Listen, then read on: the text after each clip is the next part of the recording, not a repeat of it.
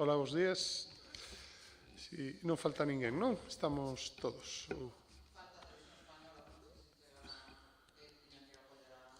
Bueno, pois vamos empezando por los que estades aquí. Queres que esperemos ou non?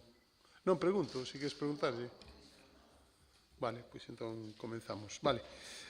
Como sabedes, hoxe tivemos reunión do grupo parlamentario, como sempre, para preparar a sesión plenaria convocada para mañá. Pero antes de falar dos temas que levamos ao pleno, gustaríame unirme ás condenas polo crime machista ocorrido en Baiona nas últimas horas. Parece ser que xa está apresado a persoa responsable deste novo asesinato e certamente pois damoslle o pésame á familia achegados. Lamentamos que na nosa sociedade continúen a acontecer crimes injustificables como este e, polo tanto, facemos votos para que pouco a pouco, ao antes posible, pero con paso firme, sexamos capaces de erradicar aos crimes machistas. Precisamente en relación coas cuestións relacionadas coa violencia contra a muller, o Grupo Parlamentario leva unha proposición non de lei a este pleno, en concreto relacionada coa lei do sí e sí, que hoxe tamén ao longo da reunión tivemos noticias de novedades no ámbito do Congreso. Nós, evidentemente, presentamos esta iniciativa porque consideramos que non é respectuoso coa situación das mulleres víctimas de agresións sexuais e as declaracións realizadas pola Secretaria de Estado de Igualdade con relación á rebaixa das penas dos agresores sexuais. Creemos que esta forma de non rectificar, non pedir disculpas, se xunta a unha forma de actuar que conleva estes problemas porque implica non facerlle caso aos informes dos órganos xurídicos que advertiron desta cuestión, porque nin sequera se lle fixo caso á oposición cando denunciou que este resultado ia ser posible. E certamente o presidente do Goberno de España, que despois de deixar pasar o tempo, pois venlle dar a razón àqueles que cuestionaban que a técnica xurídica da lei, despois de ter escoitado cousas como que o problema era a súa aplicación por xuíces machistas, pois recoñece coa presentación desa iniciativa legislativa que pretende recuperar as penas anteriores á reforma. Pois lamentamos moito que todo isto pois non fose feito antes. Lamentamos esta cuestión e nos chama moito a atención certamente que non haxa ninguén asuma responsabilidades políticas. Miren que levamos tempo escoitando falar da importancia que ten asumir as responsabilidades no ámbito político e aquí parece que non pasou nada, pese ao que estamos a ver, a este goteo interminable de rebaixas de penas, pese a que o propio Goberno, o sector socialista, recoñece que hai que recuperar as sancións previas á reforma, pese a todas as advertencias que levamos feito, pese ao dano xa irreversible que só se pode solventar cunha reforma da lei hacia o futuro, é dicir, todos aqueles que foran condenados no pasado pois poden acollerse aos beneficios que xenera esta rebaixa das penas e, por tanto, entendemos que é importante que se asuman responsabilidades falar diso. Como decía hai un momento, o Partido Popular xa leva tempo advertindo isto e mesmo ofrecendo os seus votos para recuperar as penas asistentes antes da nova lei. De feito, pois, a iniciativa, polo que sabemos que se acaba de registrar polo Grupo Socialista no Congreso, é basicamente similar a que xa leva tempo presentada polo Grupo Parlamentario Popular. Ben, o importante é que se corrixa cara ao futuro, porque cara atrás, como xa decía hai un momento, ao non poder ser retroactiva a aplicación da corrección das sancións ás agresións sexuais, cara atrás pois xa non ten posible arranxo irreparable o que se fixo. En segundo lugar, tamén porque consideramos que un dos principais temas, non só da actualidade, sino tamén un problema real que hai que atallar, A segunda iniciativa que debateremos, a iniciativa do Grupo Popular, é relacionada coa sanidade. Como saben, o que imos a facer é propoñerlle ao Pleno que apoie unha proposta para mitigar a ausencia de médicos de familia e de pediatras na sanidade galega. E a proposta consiste en que o novo réxime de xubilación activa mellorada para os médicos de familia e pediatras de atención primaria pode aplicarse a partir dos 70 anos, agora está sendo aplicada entre os 65 e os 70, pretendemos estendela ata os 72, ante o cal xa hai antecedentes, non? Por exemplo, no ámbito do mundo da xustiza e tamén relacionado coa necesidade de cubrir prazas en un momento de difícil cobertura, non? Nos levamos aplicando isto xa desde hai tempo, desde o ano 16.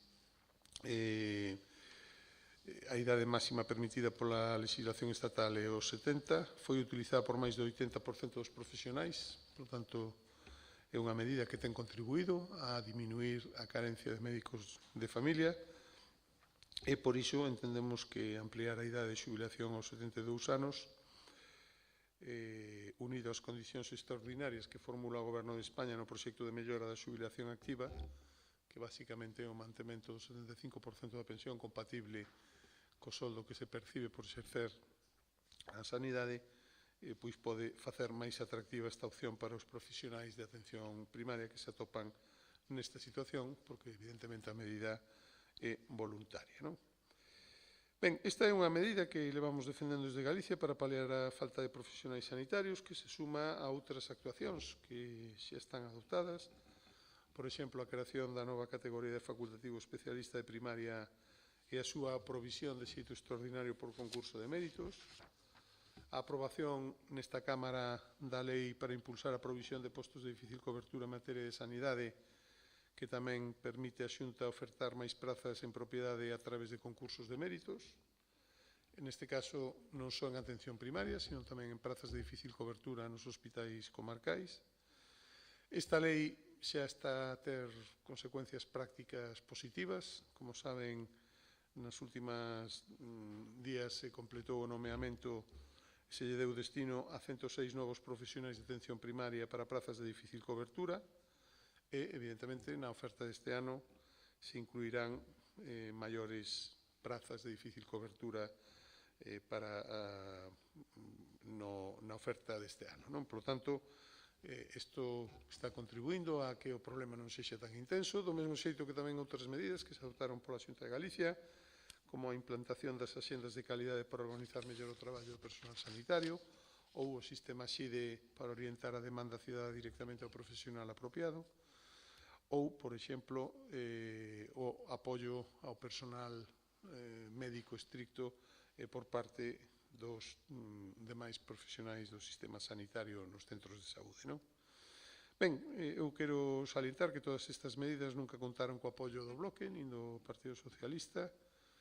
Evidentemente, estamos vendo que están máis preocupados por convocar manifestacións ou por descualificar personalmente dunha maneira que tampouco se rectifica aos directivos e ás persoas que están a impulsar todas estas medidas desde a dirección do Sergas, ou que continúan repetindo que a solución da sanidade pasa contra toda evidencia numérica por incrementar un orzamento en 200 millóns que xa se leva incrementado en bastante máis desde a primeira vez que se dixo que con 200 millóns se arranxaban os problemas de atención primaria, non?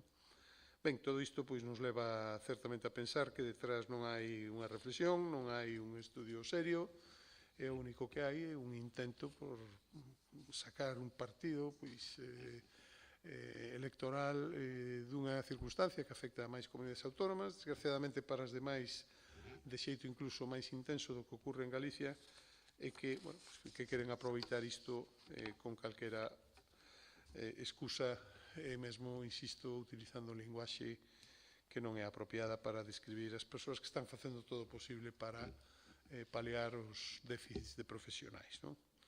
Sin embargo, tamén nos chama moito a atención que algunhas das solucións que están nas mans do Goberno de España que mesmo foron apoiadas por unanimidade nesta Cámara en algún momento, como a creación dunha especialidade de médico de urxencias, ou, por exemplo, a petición de crear máis prazas MIR, ou, por exemplo, a petición de flexibilizar os requisitos para ter unidades formativas que permitirían, a súa vez, incrementar os médicos en formación e as prazas MIR. Todo isto que está na man do Goberno de España non suscite non só ningún rexeitamento, sino que pase inadvertido cando son boa parte das solucións que permitirían que nos próximos anos o déficit de médicos fose correxido. Estas son as dúas iniciativas principais que levamos ao Pleno. Creo que, desgrazadamente, no caso primeiro, son de actualidade. E dito cal, quedo a súa disposición, por se me queren facer algunha pregunta.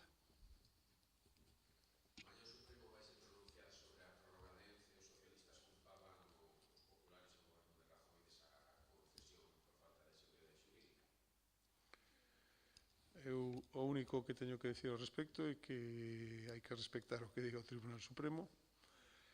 Desde un punto de vista personal, é consciente da importancia que ten no tecido económico a presenza en Galicia dunha fábrica como a que ten Ence en Pontevedra, que no caso de desaparecer conlevaría unha consecuencia económica moi severa nun sector que ademais ten moito por vir en Galicia, cal é o forestal. Eu confío en que prevalezan os argumentos xurídicos e que iso dé a continuidade á fábrica de Ence.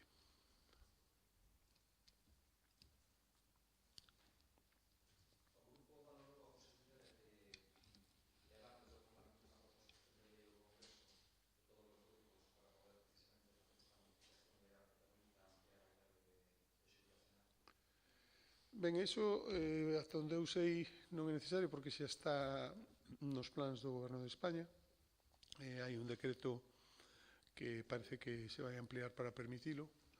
A Xunta o que está en negociacións para facer que ese decreto estea redactado da mellor maneira posible para que non perxudique a situación presente e mellore a posibilidade de que haxa médicos que amplíen a xubilación.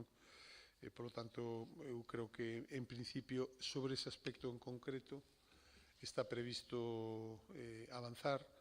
Evidentemente, nós o que imos é a respaldar a petición que está a facer a Xunta, que é compartida por outras comunidades autónomas por outra banda, e que sería bon que o Parlamento tamén, con a maioría máis ampla que a nosa, respaldase. Tanto ser vía decreto, en principio non é preciso, non temos considerado a posibilidade de incluir unha lei, unha proposición de lei.